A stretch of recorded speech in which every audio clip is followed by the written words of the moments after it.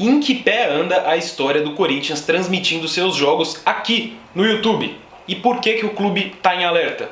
Roda a vinheta aí.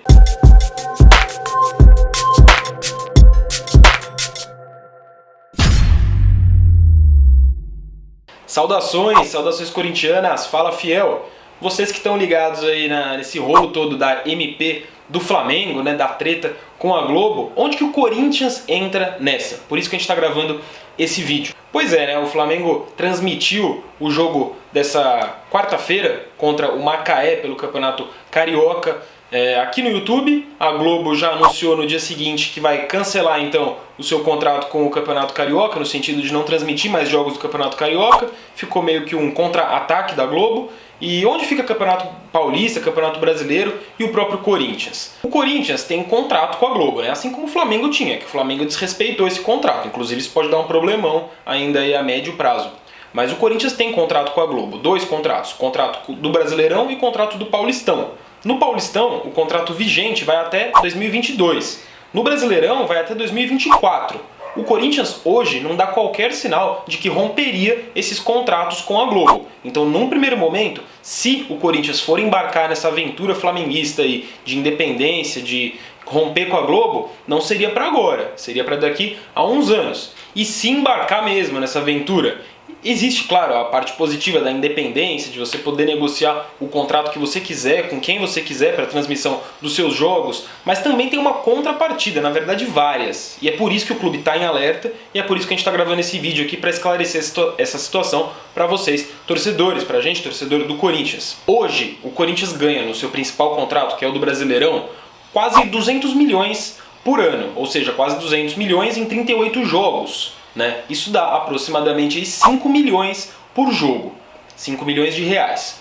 Aí, com essa MP, se o Corinthians rompesse com a Globo, ele teria, na verdade, direito a 19 jogos, porque seriam os 19 como mandantes. O Corinthians conseguiria, de forma independente, seja transmitindo seus próprios jogos ou assinando com outra empresa interessada em concorrer com a Globo.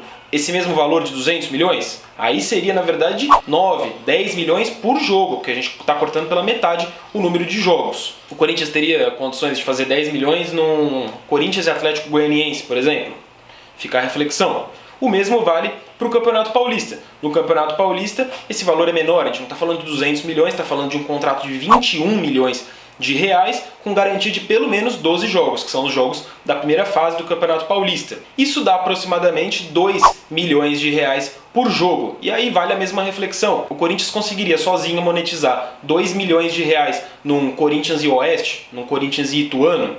E um outro alerta. Se o Corinthians decide romper com a Globo ou não renegociar com a Globo, quando for sentar para renegociar um novo contrato de transmissão, você acha que a Globo vai correr atrás do Corinthians? Lembrando que nesse novo cenário, a Globo perderia, com a saída do Corinthians, 19 jogos. Os 19 jogos do Corinthians como mandante. O brasileiro tem 380 jogos. A Globo estaria perdendo só 19 com o Corinthians. A Globo poderia fechar um pacote com outros clubes e transmitir os outros 19, não os outros, porque aí teria, por exemplo, Flamengo e Corinthians com o Flamengo mandante, mas transmitir boa parte dos outros 19 jogos do Corinthians como visitante, sem dar um centavo para o Corinthians. Um outro alerta, que já está exposto, na verdade, no Campeonato Carioca. O Corinthians teria gastos se quisesse, por exemplo, transmitir seus jogos aqui no YouTube, né? Para o Flamengo, isso é muito fácil. Primeiro, porque o Flamengo já está podre de rico, e segundo, porque foi o Flamengo que arquitetou por baixo dos panos essa MP. E aí já estava se preparando para essa situação de ontem transmitir um jogo no YouTube. Mas o Fluminense, por exemplo, não vai ter o seu jogo transmitido. Botafogo, Vasco. E aí, como é que ficam esses clubes? Esses clubes ainda não estão preparados para, por exemplo, transmitir os jogos do Campeonato Carioca para o torcedor. Assim, de última hora, em cima da hora. O Corinthians, é claro, teria tempo para se planejar, mas também teria gastos com estrutura, com funcionários, com a própria transmissão. Tudo isso tem de ser ponderado. E um outro alerta que está sendo muito discutido por jornalistas, torcedores, todo mundo, né, na TV, nas redes sociais, nos jornais. A gente vive no Brasil.